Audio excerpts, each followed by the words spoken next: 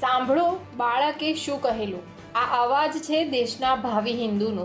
હિન્દુઓ, આ બાળક તમારું ભવિષ્ય કહી રહ્યો છે. હજુ પણ સમય છે. સાંભળો અને જાગો. हम पहलगाम गए थे।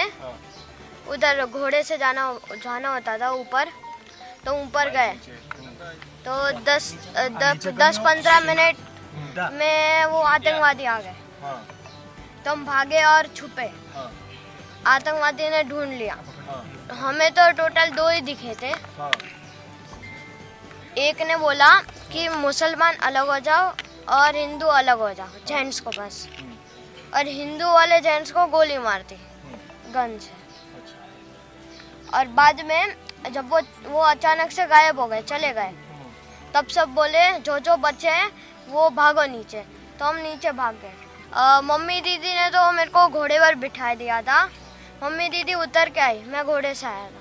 मुझे लगा तो गए थे, मेरे को लगा गए, अब तो गए, पर उन लोगों ने बचा लिया। मेरी मम्मी तो जा नहीं रही थी मेरे पापा को छोड़ के, पर हम दोनों के लिए तो जाना पड़ा था।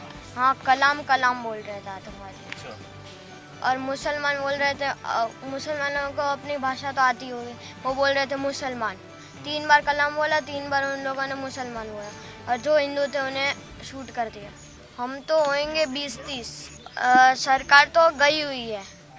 मतलब इतना बड़ा आतंकवादी का हमला हुआ। દેશદ્રોહીઓ જો દેશભક્ત તરીકે છુપાઈ બેઠા હોય અને આપણે તેમને ઉજાગર ન કરીએ તો દેશને બચાવશું કેવી રીતે?